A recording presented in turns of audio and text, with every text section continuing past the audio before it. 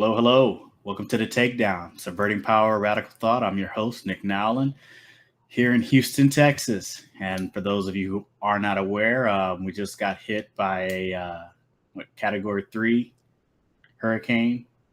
I believe it was Category 3 by the time it really started to hit us. Maybe it was Category 4 at one point. Hello. Welcome to the Takedown, Subverting Power, Radical Thought. I'm south, Nick Nowlin, from where I'm located here. But on the Houston area, was able to drop about 50 inches of rain in about a 2-day span, more or less. So that's quite a bit of rain. And as usual, roads and bridges and things of that nature are still inaccessible. So thus it's harder for me to get to and from work. In my part of town in particular, I'm near some reservoirs that had to do controlled releases that continue to flood the area for weeks after the storm has passed. So I'm still stuck in a very strange position. I'm just kind of throwing it out there. That's kind of why we're late today, because of the increased traffic due to those events. But I want to get on and have a show today because there's a lot of interesting stuff going on. And I think it would be almost negligent of me to kind of come on here and say I do politics and talk about politics without doing too much current event stuff. So normally I try to do a history lesson. I try to go back and we can learn from things. But, there's a few things that are coming up that's current events. And I don't always cover current events, but they're so important that I think I need to go ahead and speak about them. And so one of these events was actually, I'll go in a different order. The first event I'm going to start with is Trump basically placing an expiration date on DACA. And everybody's, rightfully so in some respects, everybody's kind of bothered by this. But ultimately, the question is, why are we bothered by this? What makes, ultimately, I keep saying ultimately, but really what it is we need to have a real conversation. We need to have a real conversation about immigration. And I think that's something we're unable to do because I think for the most part, we're unable to really speak honestly and not be gagged and not be censored by what we're saying. Like if nobody really gets to really be honest about kind of like what's going on when it comes to immigration. And I think at this point, it's time we go ahead and have that conversation. So for that, I'm having Richard come on because I know me being me, in my interest of being honest, I'm going to say stuff that's going to offend some people. So just be prepared for that. And if you don't want to be offended, if you don't want to have your ideas challenged, do not listen to this show because I'm basically going to tell you how I feel about it and kind of how I approach the issue. And I'm going to try to be as fair as I possibly can. So as I would unmute, then the rest of the audience would be able to hear me. But I was just going to say quickly that I can't say that I'm going to be the best proponent for DACA or for the opposing position for whatever Nick's going to bring on. We didn't talk about this very thoroughly beforehand. I was kind of planning on just being behind the scenes, but I don't mind helping out, and I have a feeling that Nick's going to need to be challenged at least on some point, so I'm going to try and do that. And I guess I would put myself in the land of convincible in that I don't eliminate from the realm of possibility that Nick may have a reasonable case before. Yeah, so go ahead. First off, the first thing I'm going to attack, because it makes no sense to me, is there's a mythos surrounding immigration. Like we are a country of immigrants, and everybody deserves to come here, and everybody deserves a chance at the American dream and all that. That's bullshit. I'm just going to be honest and just straight up tell you that is bullshit. Not saying that people don't deserve decent standards of living, but what I'm saying is no one who is born somewhere else is entitled to come live where you live and be where you are. You know what I mean? And what I mean by that is, like, as a nation state, the nation's first responsibility is to the people that live there. That is its real responsibility. So you wouldn't find yourself in the abolish all. Come here and live here is preposterous. It's just you wouldn't find yourself in the abolish all borders camp then. That's no. too radical. I think that that is something that we can work towards, where we don't have like an imbalance like that. Like the nation state in itself is some sort of oppressive structure. And I understand where they're coming from when they make that argument. But what I would say is, first and foremost, let's work on making sure the nation state is responsive to who it's responsible for and who it's supposed to cover, who's under its purview, so to speak. And because of that, I think the mythos of immigrants being able to come here and everybody deserving a chance at the American dream is bullshit.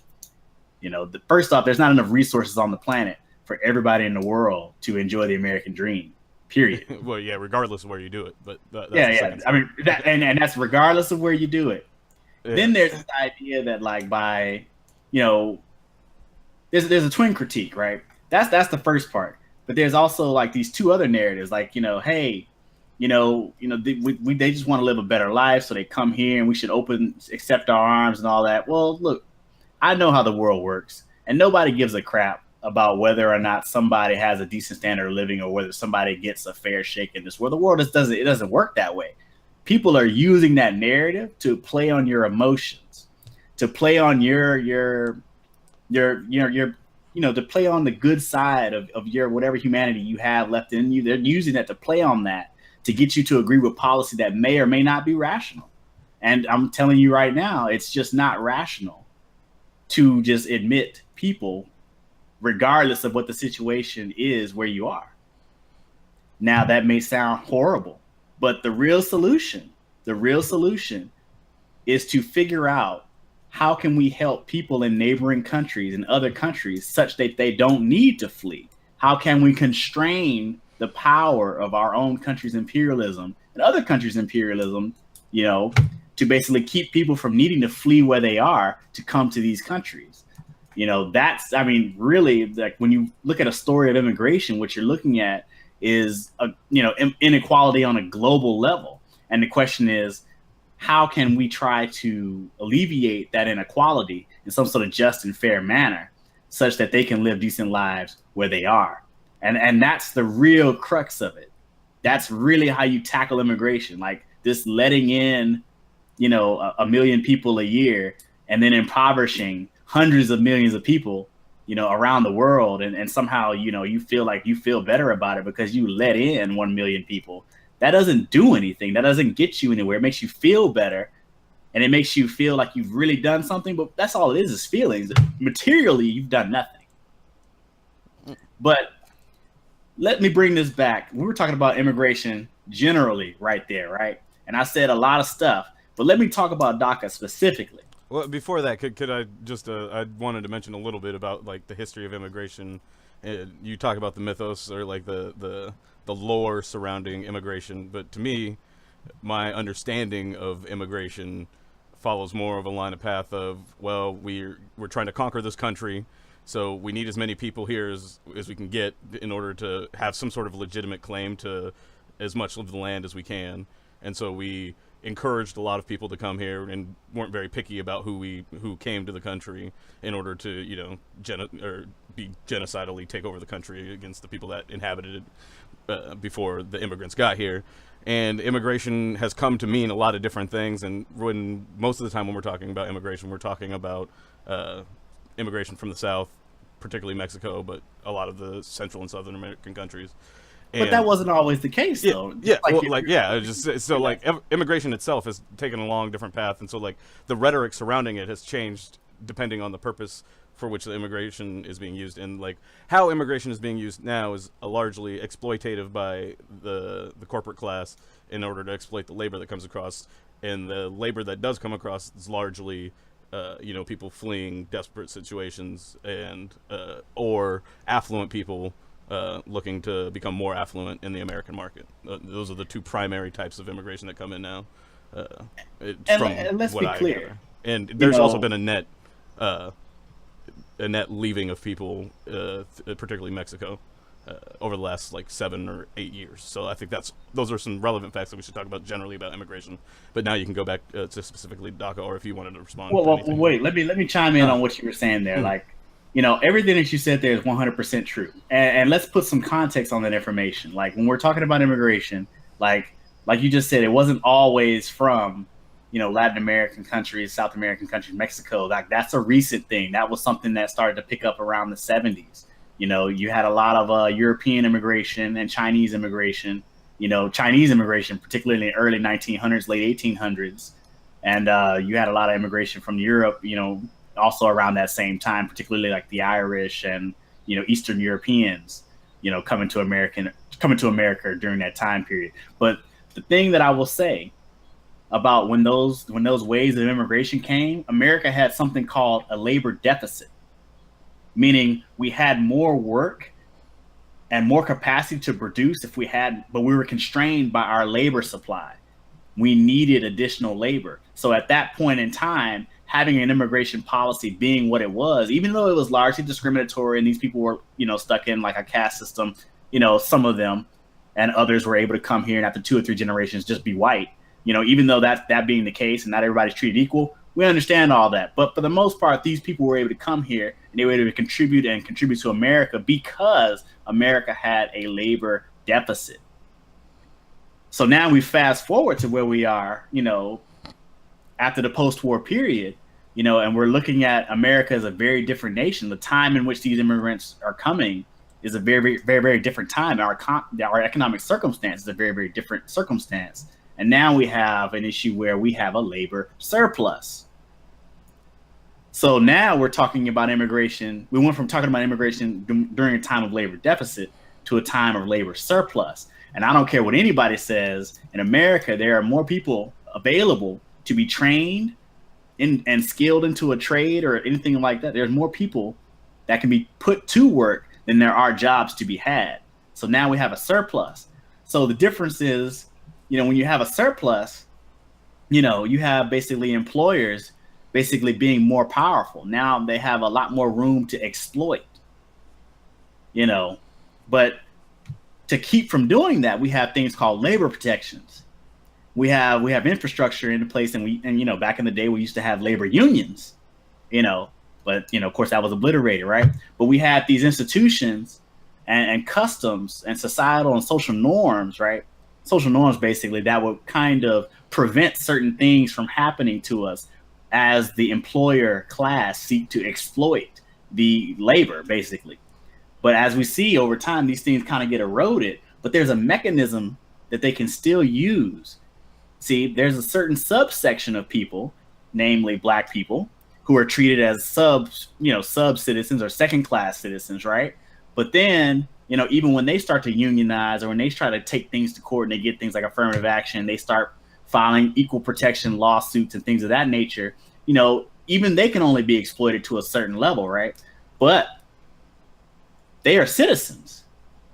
What happens if you don't have citizenship? That's a very, very different story. You're very, very ripe. You're very, very ripe to be taken advantage of by all sorts of industries. There's entire industries built upon exploiting people who aren't citizens of the United States because they don't have the same protections. And if they do have the same protections, they lack the political power and the institutions by which they can leverage, to actually be protected by our system. And so now we start to talk about the immigration debate. And I'm going to show literally that when we're talking about people who aren't citizens versus people who are citizens, we don't want to have a situation where we end up creating a situation where we have a pool of people that aren't citizens, but they're not necessarily being deported. They're just there, and they're just a vulnerable pool of people that can be exploited by employers. And I believe that essentially is what DACA does. You're not necessarily a citizen, right? But you're also not going to be deported. But if you cause a trouble, if you do something outside the norm, if you poke your head out, you can be deported. And that's an interesting situation to find yourself in. So the question is, when labor tries to struggle, when people try to get together and unionize and things of that nature, what are you going to do? If you're covered under that sort of action, it's not even legislation or anything. It's just like an action, executive action. If you're under that, it's a hard choice to make. Do you try to fight for better conditions for workers, Do you try to unionize and come together with people who are already here to make sure that everybody gets a fair shake, or do you just keep your head down and be socialized into a form where whatever you're given by the employer is still better than where you came from? That's a real good question. And when you have a situation where a population of people are being treated in that manner, you know, there's going to be a backlash, right? There's going to be a nationalist backlash. Like, these people are here and they're lowering the wages and things of that nature. And you know what? To be honest with you, one thing that we have to understand is them being a vulnerable population, them being surplus labor, it does lower wages. It just does. And when conservatives make that argument, you know, it's just fucking true. And I'm sorry to say it, but it is the one point of truth they have. It may be coming from a wrong place. It may be, you know, laced with all sorts of poisons of racism and xenophobia. It may be, but that one point is valid. It is also valid to say that, you know, without these immigrants, many economies, you know, many industries would suffer. That is true too. But the question is, who benefits from an industry that exploits these workers to deliver cheap products? Most of the actual benefit from those things is accruing to the top. It's not necessarily going to everybody else around. You know, you get cheap labor, but that doesn't mean anything unless you're an employer. Well, historically speaking, when labor was exploited, at least in like recent history, like through when labor unions were strong and so on and so forth, that when other forms of labor were exploited, it did go around more. Like it was more evenly distributed. But over recent years, we've seen that the excesses of wealth that have been created by labor inefficiency have been highly concentrated to the top, almost exclusively at the top. And so while traditionally the type of exploitation from globalism that we would see would at least benefit everybody a little bit within cheaper prices, we're actually seeing very little of those lower prices as a result of the exploited labor. We get some of it, but most of that wealth is concentrated again at the top. But continue.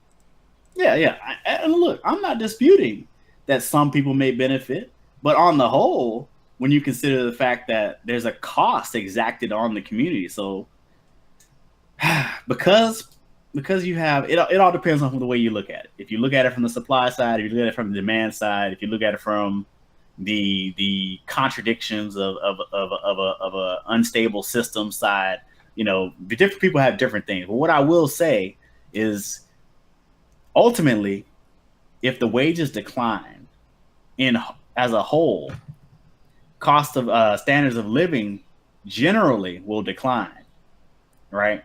And that's not good for anyone. That and I think that's something we have to recognize. Now, for the top 15 to 20% of America, that doesn't mean much, but for the 80% of America, that means quite a bit. So this idea that, hey, you can say, well, wages on the whole haven't really moved, was like, well, wait a minute, you're talking about averages. Let's talk about targeted communities. Let's talk about, let's talk about specific industries. Let's talk about the agricultural industry. That industry, a lot of Americans who did those jobs were replaced by immigrant workers. Let's talk about, the service industry, cash service industry. But we also found that, like, when those jobs opened up and there were opportunities for people to do those jobs, the fruit rotted on the vine and just died in the fields and wasn't actually harvested because for one reason or another, I mean, you can characterize it a lot of different ways. I tend to characterize it as people unwilling to accept a certain level of exploitation. There weren't Americans to fill in for those jobs. And it's not because they weren't trained. And what I would say is, you just have to follow and what I would say is the law of supply and demand would say that you're right. Maybe American workers probably weren't accepting the wages that you were paying, but traditionally, when those jobs paid more, workers held those jobs. Now, perhaps we're running into an overlap in history here, where we're talking about a position when America had a labor deficit versus having a labor surplus.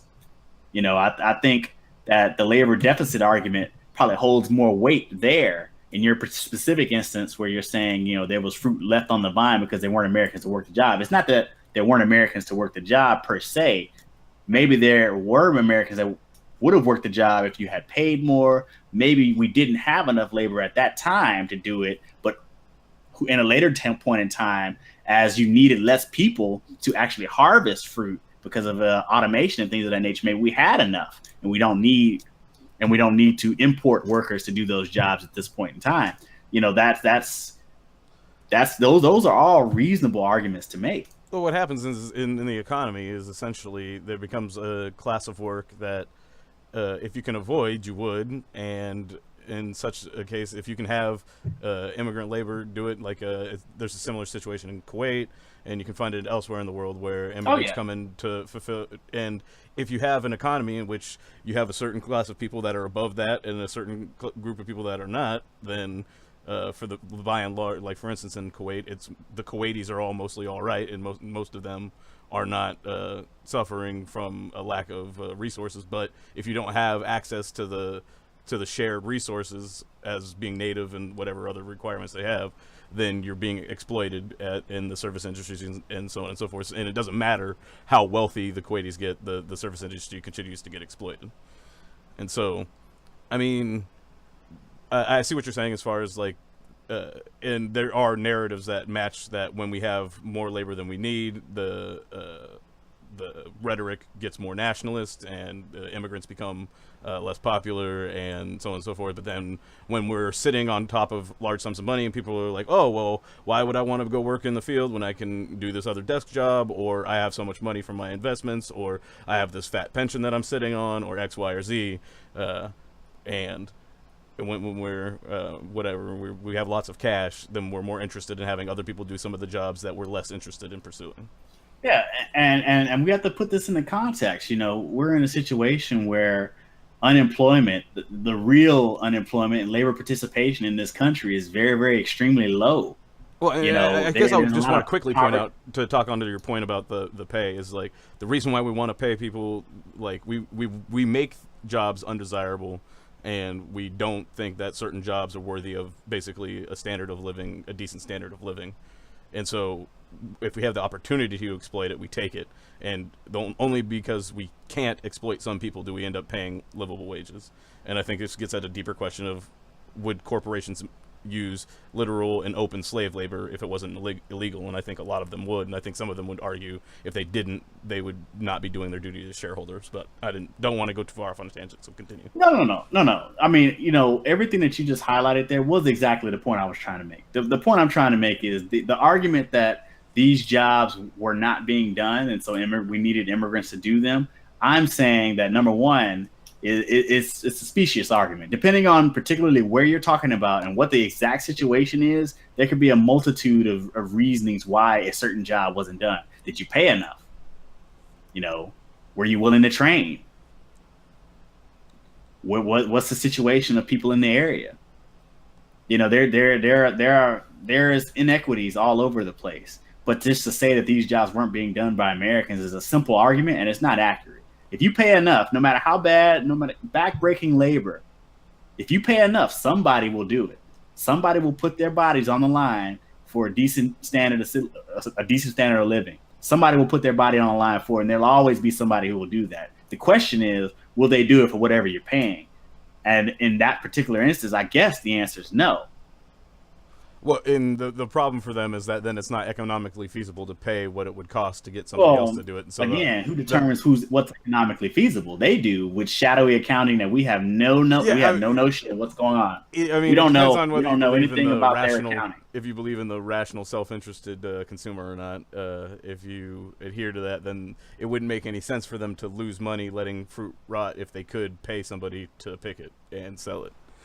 Well, what I'm saying is, how much can you pay to pick? How much can you pay in order to have that picked and still be profitable? And ultimately, they're always about maximizing profit. So they pick that number that maximizes profit. Maybe a number, and to be honest with you, labor costs, they always say it's so much, but it's really not really that much when you consider what you get out of a worker.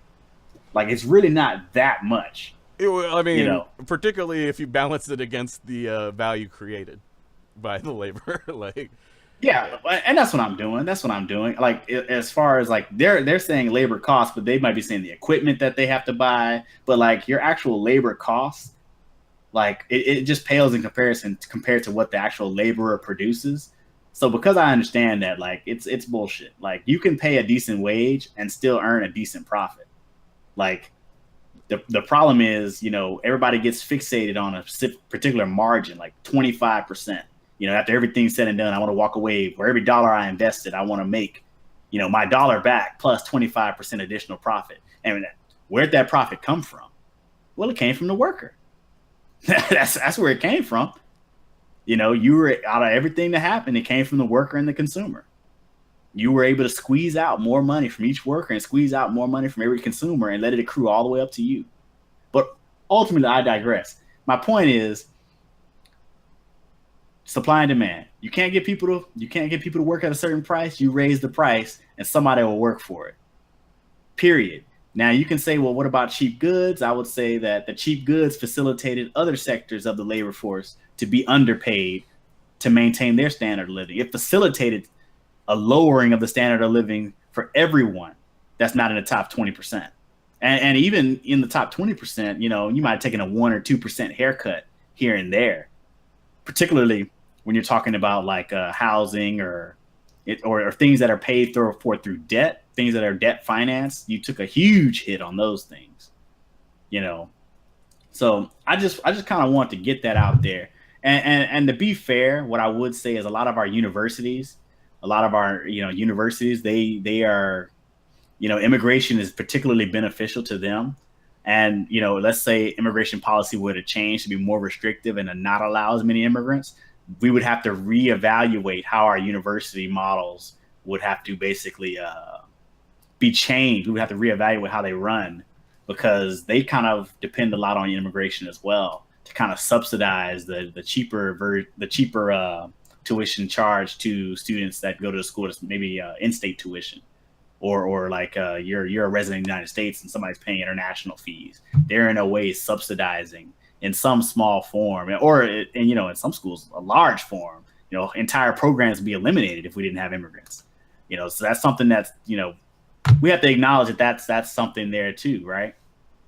Oh, and there's also the H-1B1 visas, and also like there's other aspects to immigration that aren't often talked about, and that actually affect more politically what's the influential groups, sectors, particularly the tech sector is heavily influenced by immigration, and it's a similar but slightly different situation there than you see in the traditional service industry jobs that people are more familiar with.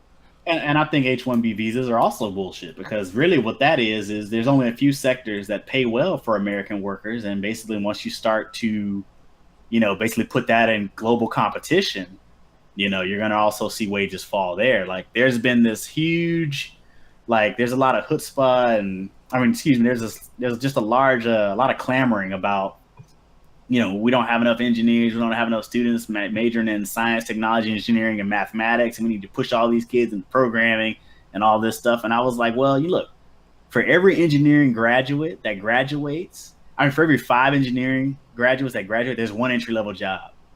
So if that is the case, how can you say that we don't have enough kids majoring in these fields? We do have enough kids majoring in these fields. Companies just aren't hiring them. And it's been that way for well over a decade. There's an IEEE paper. It's the Institute of Electronical and Electrical Engineers. That is their association. And basically they put out a paper saying, we have more than enough engineering graduates. There is no shortage of engineers. There is no shortage of technology graduates. So all of that's just overblown, and it's played out because but see, they're not out starving on the streets, so there's not enough of them. Once you have engineers starving on the streets, then they're going to be sufficiently motivated to work for an acceptable wage. I think that's the situation that we're facing. Okay, and look, just trying to get honest and try to get into some of this stuff. We've already burned up just about all our dang time. So let me try to make the other point I want to make about DACA. And I'm not even going to be able to get to my other 2 points. We're going to have to save those for later shows. I'm probably going to have to do some special editions or something maybe next week. Be on the lookout for that. But so basically, I came back to talking about second-class citizenship. That's what DACA is. DACA is second-class citizenship. You're not a citizen. And at any moment, if you mess up, you can be deported. If you make any trouble, you can be deported. And so you're basically making an entire population of vulnerable people that don't have institutionalized protections and saying, well, this is a good thing because they're able to stay here. It's like, well, no. If you want them to stay here, they need to be full citizens with a real path to citizenship. If you have a problem with citizenship, there needs to be some kind of permanent residency and their children are allowed citizenship after a generation or something like that. Whatever you want it to be, some kind of, it can all be negotiated. I have no problem with that, but they need to be citizens, and they also need to be basically protected against, predation, basically, from the employer class. And that's what needs to be done. And I'm not against immigration. I'm just against the mythos of immigration. Like this idea that you can just let everybody come here. That's bullshit. So don't even try to make those type of arguments. You want to talk about immigration and be fair, you have to say, look, we have a labor surplus, we have a labor shortage. If we have a labor surplus, we need to start restricting the number of people that can come here. If you want to help alleviate poverty in situations, we have to start constraining our government, reining in imperialism such that the conditions in the countries in which they live are not so bad that they feel they have to flee to America. Period. That's the real solution. That is the real solution. Everybody's seen the gumball video, that gumball video where the guy takes out a gumball and he's got all these gumballs on the table and he talks about immigration and what it does and what it means. It's a very important video. A lot of conservatives use it to prove their point, but that doesn't make what he's saying any less valid. It just makes the way they twist it invalid. But what he's saying is true, So DACA, in many ways, in my mind, kind of mirrors the Affordable Care Act. Like it's designed to keep you. It's just an executive action. It's designed to keep you tied up. Hey, we got to keep fighting to keep DACA. We're fighting to keep DACA. Well, what about citizenship for all the people that are here? What about citizenship for those people so they don't get, basically predated on by the employer class? What about that? Well, we just need DACA to be in place first. It's never going to be in place and safe so you can move on to the next thing. That's not how politics works. They're never going to let you have a position and be stable on that position. They're always going to attack where you are. They're always going to be forcing you to be on the defense. And the best way to beat that is to be on the offense and fight for what you really need than trying to defend a half-assed policy that really puts you in a precarious position as it is. I just agree that, and I think a lot of people approach the situation with the feeling that DACA is a Band-Aid on a bullet wound. I think where some people diverge is where something like Trump doing this is ripping the Band-Aid off, and they're worried that we're going to end up bleeding out rather than coming and finding a better solution. So here's what it is. I'll agree with that. I'll agree with that analogy. DACA is a Band-Aid on the bullet wound, but guess what? The Band-Aid has poison on it that makes sure the wound will never heal. So as long as that Band-Aid is on there, the wound will never heal. And you may stop some of the bleeding, but you're still bleeding.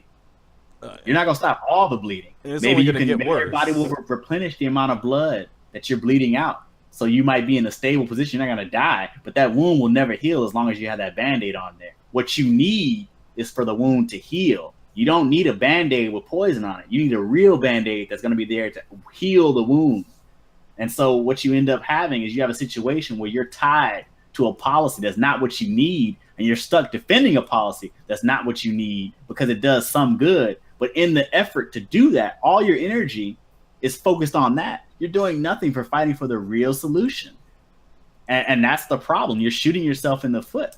Basically, you're stuck saying, I have to do this for today and focus on today, but you're forgetting that in order to do that, you have to give up tomorrow. And some people will say, no, you can do both at the same time. I argue that you can't. And some people will say, well, I'm worried about my kid. I'm worried about my cousin, my nephew, my brother, my sister.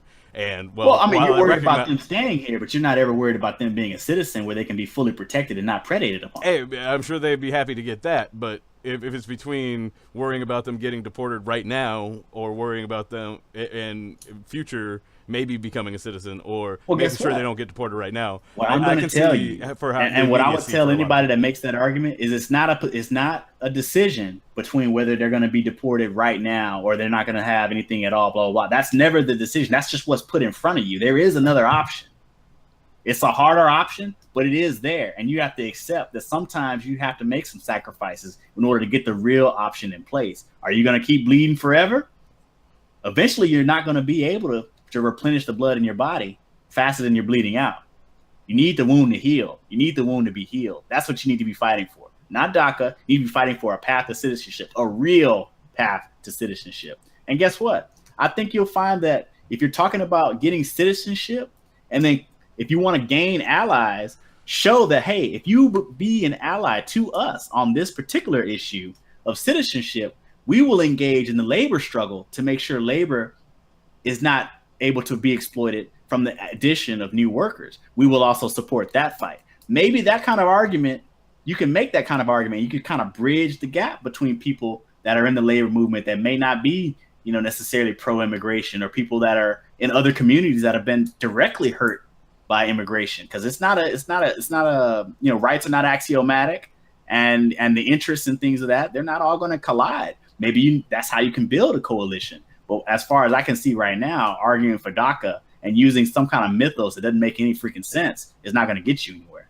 Yeah, I imagine some people are still going to be skeptical, especially with the immediate family members in danger. But I also recognize that the only reason we're able to do this and have the opportunities that we have is because people, sacrificed and put at risk their life, limb, and reputation and everything in between, so that we could have the chance to be able to speak our minds and be able to say some of the things that we're saying. And so it's probably going to take a lot of sacrifices, but and they're not going to be easy, and people are going to be skeptical, but time will tell. Yep, and look at that. See, we're already out of time, and I had two more things I wanted to talk about in particular. So let me go ahead and just end with a quote. Sometimes faith is being able to take your first step without being able to see the full staircase. I want to encourage everybody to understand that sometimes you have to make some hard decisions, but these hard decisions are what define you. They're what really lay the groundwork for things later on in life. And so I would argue that we need to stop always focusing on the here and now, because we're never going to be stable in the here and now. We need to start focusing on long-term planning. Like, if I sacrifice now, if I bleed today, if I put something at risk today, I can finally win a better tomorrow. Good night.